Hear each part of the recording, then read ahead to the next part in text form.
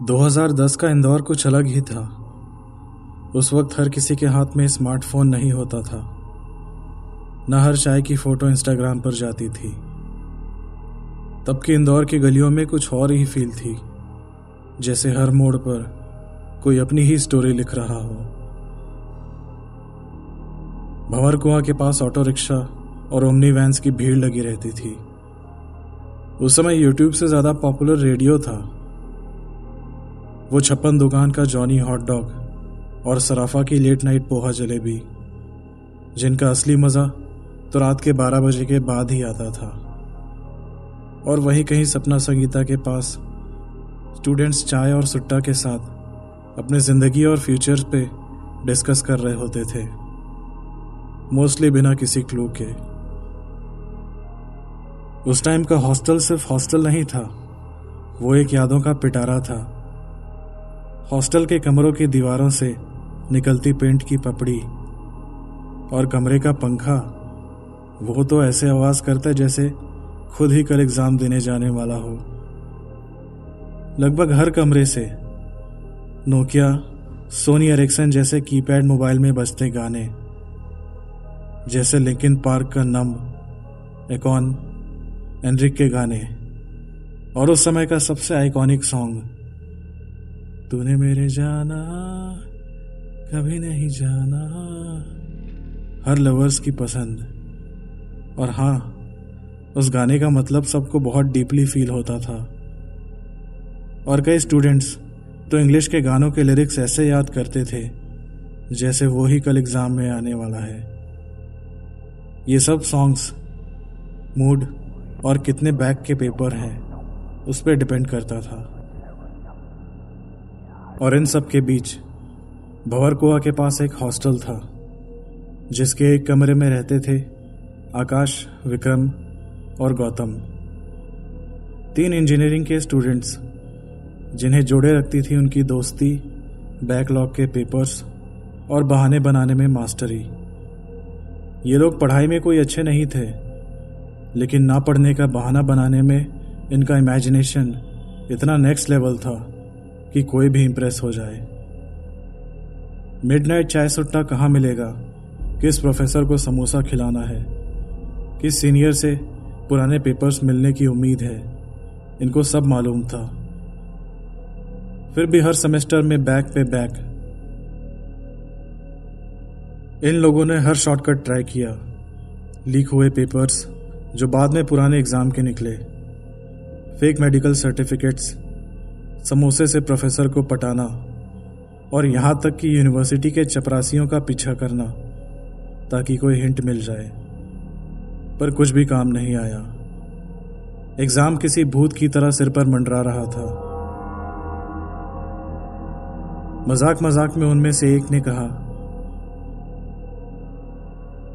ऐसे तो एग्जाम निकलने से रहा, अब लगता है भूत से ही एग्जाम के क्वेश्चंस पूछना पड़ेगा। बट हर जोक में थोड़ी सच्चाई होती है, और कभी कभी कोई जोक गलत टाइम और गलत जगह पे बोल दिया जाए तो कोई सुन लेता है। उस साल इंदौर में ठंड कुछ ज्यादा ही थी, और दिसंबर की एक रात तीनों लड़के, जो पढ़ाई के लिए बहुत आलसी थे, फिर भी फेल होने के डर से बहुत डरे हुए थे। हंसी मजाक में आया एक आइडिया उनकी कहानी बन गया। एक बोर्ड गेम, लेटर्स, नंबर्स, एक सिक्का और कुछ सवाल। वो नहीं जानते थे कि वो जिस दरवाजे को खोलने जा रहे हैं वो उनका फ्यूचर का दरवाजा नहीं, बल्कि किसी और चीज का है। एक ऐसी चीज जिसे न सिलेबस की परवाह है, न एग्जाम्स की, और न पास होने की। दोस्तों, आप सुन रहे हैं हॉन्टिंग पॉडकास्ट और मैं हूं आपका होस्ट राहुल। दोस्तों, आज की कहानी डरावनी होने के साथ साथ बेहद नॉस्टैल्जिक है। एक कॉमन स्टूडेंट लाइफ जो हर किसी ने जी है, लेकिन हर कोई ऐसी नासमझी नहीं करता जो हमारे आज के कहानी के किरदारों ने की है। इस कहानी को पूरा सुने, मुझे यकीन है ये कहानी आपको जरूर पसंद आएगी। अब ज्यादा टाइम वेस्ट ना करते हुए चलिए कहानी की ओर बढ़ते हैं। हर एग्ज़ाम सेशन की शुरुआत ऑलमोस्ट एक जैसी होती है। Last minute panic, Maggi, Gold Flake, चाय और वो डेस्परेशन जो सबसे बेपरवाह स्टूडेंट्स को भी अचानक रिलीजियस बना देती है। उन 3 लड़कों के कमरे का माहौल भी कुछ ऐसा ही था, शायद थोड़ा ज़्यादा खराब। आकाश अपने पुराने नोकिया 3310 मोबाइल में लिंकिन पार्क का इन दी एंड गाना सुन रहा था और गाने की कोशिश कर रहा था। गाना उसे ये भूलने में मदद कर रहा था कि उसके 4 बैकलॉग हैं और परसों के डिजिटल सर्किट के एग्ज़ाम का उसे ABCD भी नहीं पता था। कमरे के दूसरे कोने में गौतम अपनी गर्लफ्रेंड से फ़ोन पे लगा हुआ था। उसको तो ये भी नहीं पता था कि एग्ज़ाम किस सब्जेक्ट का होने वाला है। वहीं विक्रम ज़मीन पर पड़ा था, चारों तरफ खाली अंकल चिप्स के पैकेट और आधा खाया हुआ बेक समोसा, और वो किसी और के पुराने फोटोकॉपी किए हुए नोट्स को बस पलट रहा था। पढ़ नहीं रहा था, बस पलट रहा था। भाई, अगर इस बार भी फेल हो गया ना तो मेरे पापा मुझे समोसा बेचने बैठा देंगे,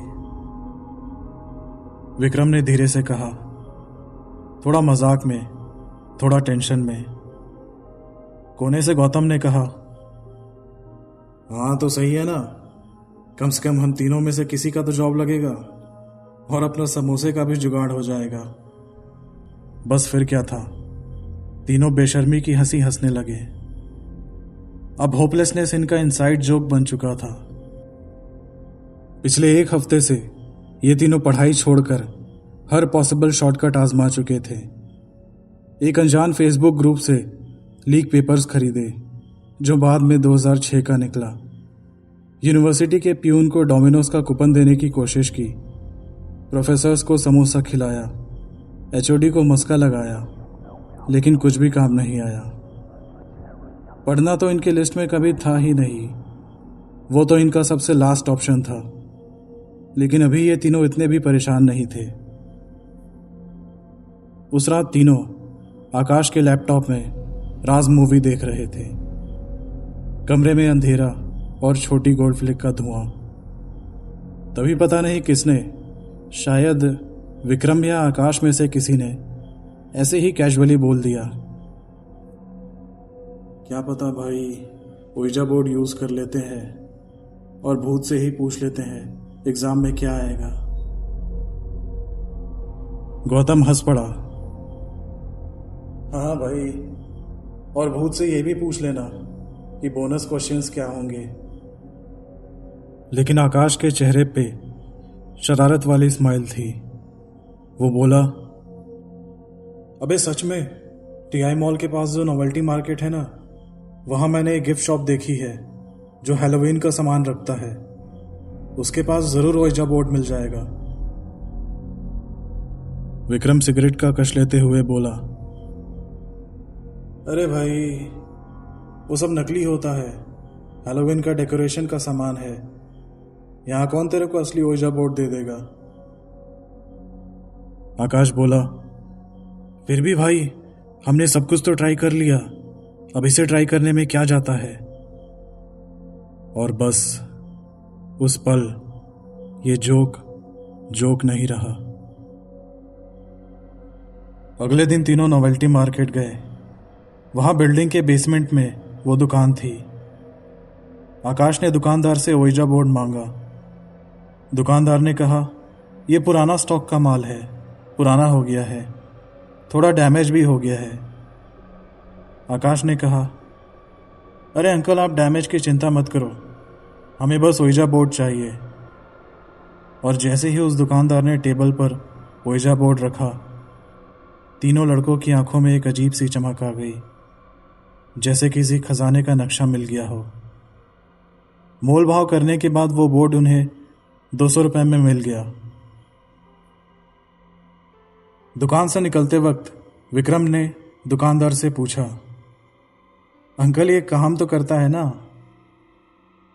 दुकानदार ने सीरियस टोन में कहा, बस तभी जब तुम उसे सीरियसली लो।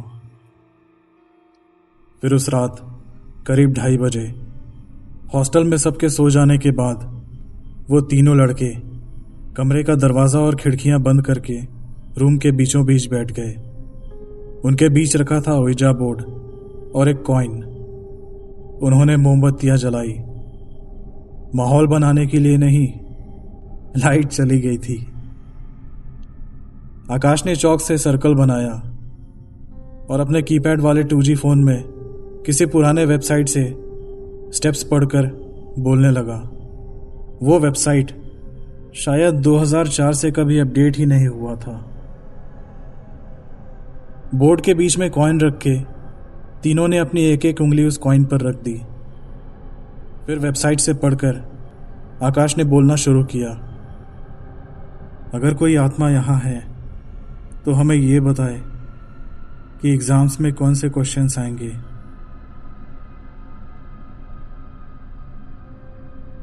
कुछ मिनट वो ऐसे ही चुपचाप बैठे रहे। कुछ भी नहीं हुआ।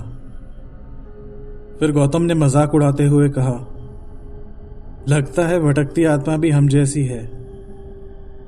फिर तभी कॉइन हल्का सा हिला। गौतम ने तेजी से अपनी उंगली हटाते हुए कहा, भाई सीरियसली, मजाक मत कर। आकाश ने कहा, मैंने कुछ नहीं किया। तीनों ओइजा बोर्ड की तरफ देखते रहे। कॉइन अपने आप बोर्ड पर खिसकता गया। Q5 क्रानॉग map simplification. तीनों लड़के रिजल्ट देखकर शॉक रह गए। उस बोर्ड ने एग्जैक्टली वही क्वेश्चन बताया जो सीनियर्स ने बताया था और जो टॉपर्स ने हाईलाइट किया था। तीनों ने बोर्ड को देखा, फिर एक दूसरे को। फिर गौतम ने धीरे से कहा, क्या पता ये सच में काम करता है। आकाश ने हल्की सी मुस्कान के साथ कहा, ये जानने का सिर्फ एक ही रास्ता है।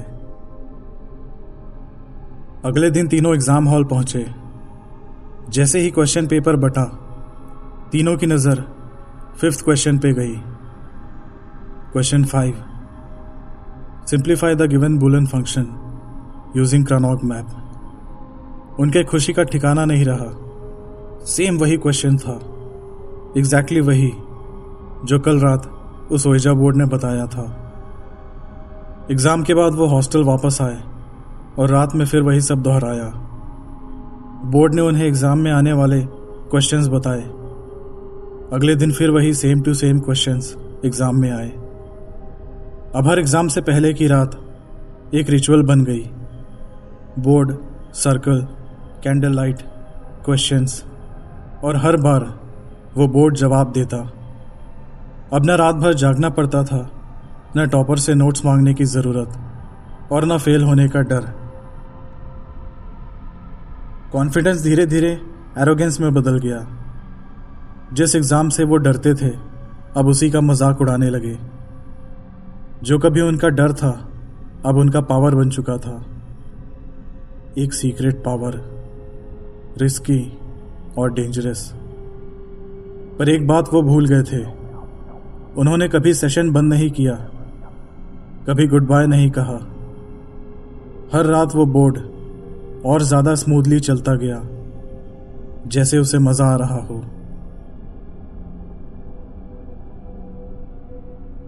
वो पास हो गए, किस्मत से नहीं, तुक्के से भी नहीं, बल्कि साफ साफ बिना उनकी चीटिंग पकड़े। 3 साल में पहली बार आकाश, विक्रम और गौतम एग्जाम हॉल से हंसते हुए बाहर निकले। एक्सक्यूज की जगह जीत की फीलिंग थी, जैसे कोई कॉलेज मोन्टाज चल रहा हो। बस फर्क ये था कि उस मोन्टाज का साउंड ट्रैक कोई और चला रहा था, जो दिखता नहीं था। अपना स्वीट्स में जलेबी कचौरी से उन्होंने अपनी जीत सेलिब्रेट की, जैसे दुनिया की सबसे बड़ी अचीवमेंट मिल गई हो, लाइफ में बिना मेहनत किए पास होना। पर यह जीत, ये सिर्फ शुरुआत थी, क्योंकि उस रात जो दरवाज़ा खोला गया था वो सिर्फ शॉर्टकट नहीं था, वो एक रास्ता था किसी और दुनिया की तरफ। सबसे पहला साइन आया एक ठंडी जनवरी की रात को।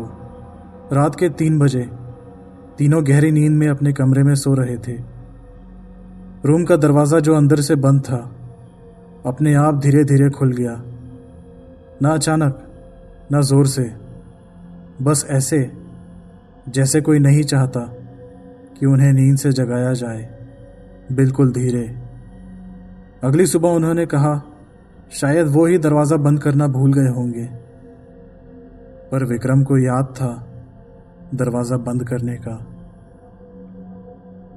अगली रात गौतम लेट नाइट कॉल पर अपनी गर्लफ्रेंड आस्था से बात करते करते सो गया, पर अगले दिन आस्था भड़की हुई थी। तुझे पता है तूने मुझे कल रात क्या कहा? विक्रम बोला, क्या? तूने मुझसे गंदी गंदी बातें कही और मेरी प्राइवेट फोटोज मांग रहा था। विक्रम ने कॉल लॉग चेक किया, 1 घंटा 48 मिनट। ये देख के वो भी चौंक गया, क्योंकि वो तो इतनी देर बात करने से पहले ही सो गया था। आस्था ने गुस्से में फोन काट दिया और उनका ब्रेकअप हो गया। कुछ दिन बाद जब आकाश अकेला रूम में लेटा था और लिंकिन पार्क का समवेयर आई बिलोंग सॉन्ग सुन रहा था, गाना सुनते सुनते वो अपने मोबाइल में खुद गा के रिकॉर्ड भी कर रहा था, लेकिन जब उसने रिकॉर्डिंग प्ले किया तो उसमें आवाज़ आकाश की नहीं थी, कोई और भारी सी आवाज़ थी, जैसे कोई कमरे के दूसरे कोने से गा रहा हो। आकाश ने सोचा शायद ये मोबाइल के माइक में कोई फॉल्ट होगा और उसने रिकॉर्डिंग डिलीट कर दी। विक्रम को अब आवाज़ें सुनाई देने लगी थी जो आकाश और गौतम नहीं सुन पा रहे थे। हल्की धीमी आवाज़ें जो कभी रूम के बाहर कॉरिडोर से आती तो कभी रूम के अंदर दूसरे कोने से आती। एक रात 3 बजे जब गौतम हॉस्टल के छत पर बैठा सिगरेट पी रहा था अपने ब्रेकअप के गम में, उसने देखा विक्रम भी चलते चलते छत पर आ गया, पर लग रहा था जैसे वो अब भी नींद में हो। गौतम ने उसे आवाज लगाई, तू यहां क्या कर रहा है? सुट्टा मारना है क्या? लेकिन विक्रम ने कोई जवाब नहीं दिया। वो बस चलते चलते छत के किनारे जा पहुंचा। गौतम ने दौड़ के विक्रम को पकड़ा और उसे हिलाते हुए कहा, क्या कर रहा है ये? होश में तो है ना तू? साले छत से गिर जाता अभी तू। विक्रम जैसे नींद से जागा हो, उसे पता ही नहीं वो यहां कैसे आया। अब अक्सर विक्रम के साथ ये होने लगा। कभी वो आधी रात को हॉस्टल के गेट के पास खड़ा मिलता, कभी टावर चौराहे के पास चलता हुआ मिलता। गौतम और आकाश ने विक्रम से पूछा, तू रात को ऐसा क्यों करता है? विक्रम बोला, मुझे नहीं पता, मैंने कभी लाइफ में स्लीप वॉक नहीं किया, शायद सिगरेट ज्यादा हो रहा है।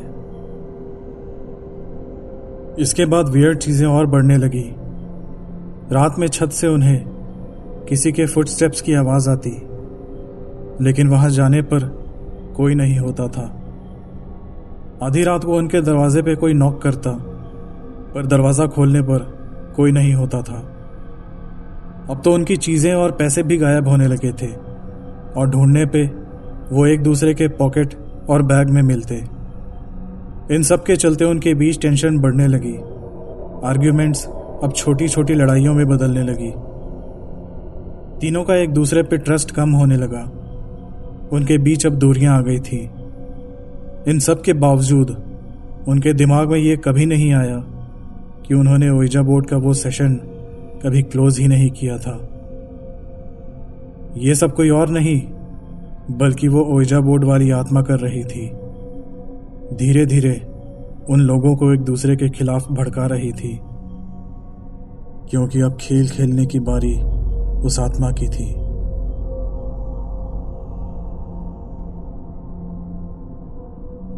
फिर एक शाम उनके एक एक्स सीनियर मयंक भैया उनके रूम पे आए। ऐसे ही कैजुअली वो वहां से गुजर रहे थे।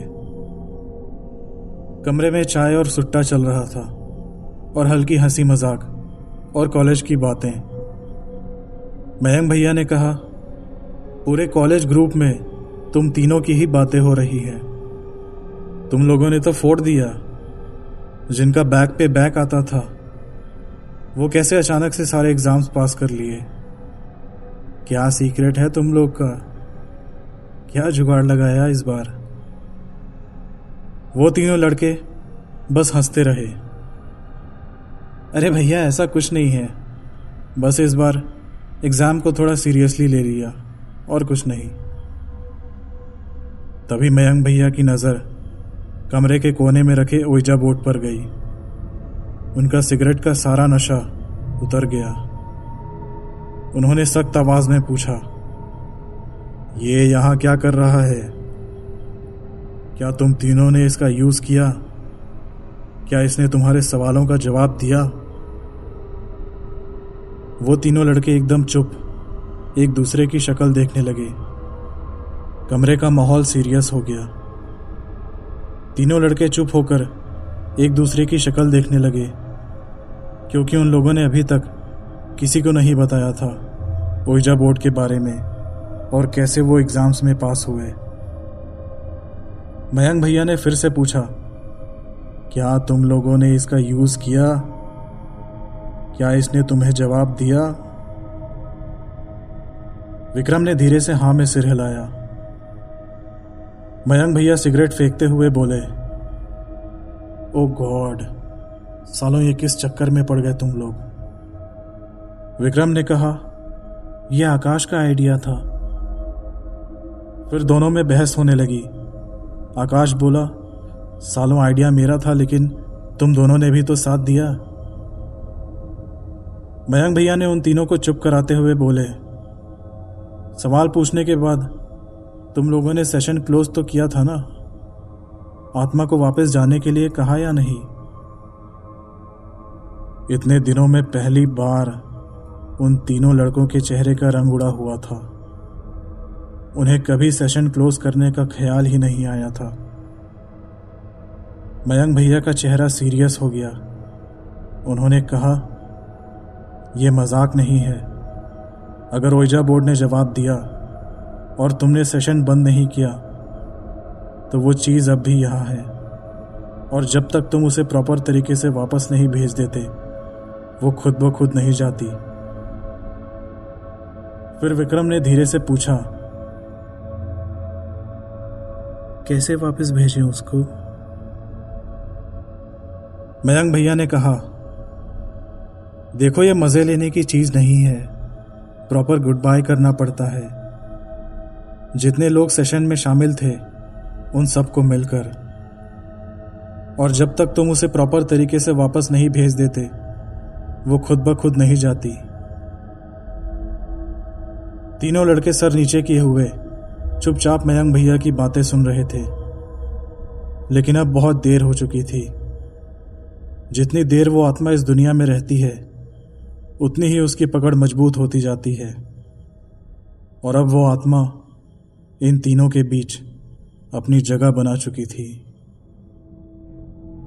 मयंक भैया की बातें उन लड़कों को किसी बिजली के करंट जैसी लगी। इतने दिनों में पहली बार उनका सच से सामना हो रहा था, लेकिन अब बहुत देर हो चुकी थी। वो उसे अपने बीच बुला चुके थे। ना गुड बाय, ना कोई प्रोटेक्शन, ना कोई क्लोजिंग सेशन, बस एग्जाम में पास होने की डेस्परेशन। इन सब के बीच वो रिचुअल पूरा करना ही भूल गए, और अब वो आत्मा इनके बीच बस चुकी है। उस रात उन्होंने वही किया जो मयंक भैया ने बताया था। तीनों फिर से ओइजा बोर्ड को बीच में रख के बैठे, कैंडल्स जलाए और तीनों बोर्ड के ऊपर कॉइन रख के अपनी उंगलियां उस पर रखी। फिर विक्रम ने कहा, जो भी आत्मा आई है हम तुम्हें थैंक यू बोलते हैं, लेकिन अब हम चाहते हैं कि तुम वापस चले जाओ। पर कुछ नहीं हुआ, कॉइन जरा भी नहीं हिला। फिर आकाश ने कहा, हम तुम्हें रिलीज करते हैं, तुम अपनी दुनिया में वापस चले जाओ।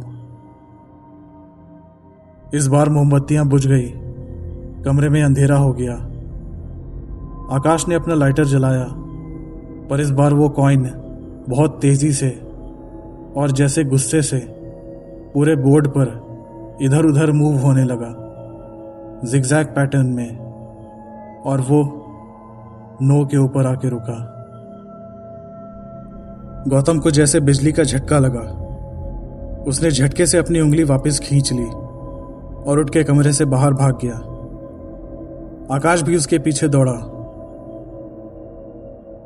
भाई रुक जा, हमें बस इसे गुड बाय बोलना है। लेकिन डर के मारे गौतम हॉस्टल के बाहर चला गया और अंधेरे में कहीं गायब हो गया। अब गुड बाय रिचुअल अधूरा रह गया। आकाश और विक्रम के अंदर मयंक भैया की आवाज गूंज रही थी। जितने लोग सेशन में शामिल थे उन सबको मिलकर ही गुड बाय रिचुअल करना होगा। उस रात जब आकाश और विक्रम रूम में सोए हुए थे, तब आकाश की नींद अचानक खुलती है और वो देखता है पंखे पर उसकी ही लाश लटकी थी, फांसी पर। वो एक झटके से बेड से उठता है और देखता है विक्रम बेड पर नहीं है। आकाश उसको ढूंढते हुए बाथरूम गया। विक्रम बाथरूम के मिरर के सामने बेसुध खड़ा था, खुद को देख रहा था। आकाश ने जोर से उसे हिलाते हुए कहा, तू यहां क्या कर रहा है? विक्रम एक झटके से जागा, जैसे वो नींद से जागा हो, और बोला, मैं तो ब्रश करने आया था। रिचुअल पूरा करने के लिए आकाश और विक्रम गौतम का इंतजार करते रहे। न कॉलेज, न किसी फ्रेंड के पास, न किसी जान पहचान वाले के पास गौतम का कहीं कुछ पता नहीं चला। उसे गायब हुए 2 दिन बीत गए। फिर अगली रात जब आकाश और विक्रम रूम में सोए हुए थे, तब दोनों को एक ही सपना आया। वो दोनों कॉलेज के एग्जाम हॉल में बैठे थे और उनके सामने रखा था वही ओइजा बोर्ड, और उस पर कॉइन अपने आप मूव होते हुए एक शब्द बनाया, यू बिलोंग टू मी। अब विक्रम फिर से स्लीप वॉक करने लगा और वो चलते चलते रात के अंधेरे में हॉस्टल से बाहर चला गया। आकाश अब तक सोया हुआ था। फिर अगली सुबह पूरे हॉस्टल में हंगामा मच गया। आकाश कमरे के पंखे से लटकता हुआ मिला। फिर 3 दिन बाद खबर आई कि विक्रम का एक्सीडेंट हो गया है चोइतराम चौराहे के पास। वहां मौजूद लोगों ने बताया कि एक पागल भिखारी जैसा लड़का, जिसके कपड़े फटे थे और गंदगी में सने हुए थे, वो बस यूं ही सड़क पर चलते हुए अचानक ट्रक के सामने कूद गया। फिर करीब 1 हफ्ते बाद सुबह सुबह राजवाड़ा चौराहे पर गौतम चलता हुआ मिला, कपड़े फटे, गंदगी में सने। वो बस बार बार एक ही चीज दोहरा रहा था, कल एग्जाम में कौन सा क्वेश्चन आएगा? क्या मैं पास हो गया? आकाश, विक्रम और गौतम के इस घटना के बाद यूनिवर्सिटी और अथॉरिटीज ने चुपचाप एक इंटरनल इंक्वायरी बैठाई। ना कोई मीडिया, ना कोई रिपोर्ट, और उस हॉस्टल को भी मेंटेनेंस के नाम पे बंद कर दिया गया और लड़कों को दूसरी जगह शिफ्ट कर दिया गया। लेकिन हॉस्टल के लड़के जानते थे असल वजह क्या थी, और उनमें से मैं भी एक था। उस दिन के बाद गौतम को मेंटल हॉस्पिटल में भर्ती कराया गया। करीब 1 महीने तक उसका इलाज चला, पर उसमें कोई सुधार नहीं हुआ। वो हॉस्पिटल के कमरे की दीवार पर उंगलियों से कुछ लिखता रहता और बस एक ही बात बड़बड़ाता रहता, कल के एग्जाम में क्या क्वेश्चन आने वाला है? मुझे जवाब दो, मैं इस बार नहीं भागूंगा। कोई दवा, कोई इलाज काम नहीं कर रही थी उस पे। फिर एक दिन वो डॉक्टर से बोला, क्या मैं गुड बाय बोल दूं? डॉक्टर भी थोड़ा हैरानी से हाँ बोल दो, पर किसको? गौतम कुछ नहीं बोला, बस मुस्कुराया। अगले सुबह वो हॉस्पिटल के कमरे में मरा हुआ मिला।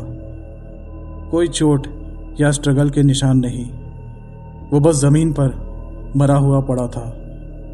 और हॉस्पिटल के कमरे की दीवार पर नाखूने से उसने खरोंच कर लिखा हुआ था, गुड बाय। इसके बाद उस ओइजा बोर्ड का क्या हुआ किसी को नहीं पता। कोई कहता है हॉस्टल वालों ने उसे जला दिया, कोई कहता है उसे कहीं दूर ले जाकर दफना दिया गया, पर ठीक नहीं पता उसके साथ क्या हुआ। 2010 के टाइम उस हॉस्टल में रहने वाले स्टूडेंट्स अक्सर इस घटना को याद करते हैं। कैसे 3 लड़के जिन्होंने मेहनत नहीं की, बस शॉर्टकट चाहा, लेकिन हर शॉर्टकट की एक कीमत होती है। कुछ सवालों के जवाब ना मिलना ही बेहतर होता है, और जब दूसरी दुनिया का दरवाज़ा खोलो तो उसे बंद करने का तरीका पता होना ज़रूरी है।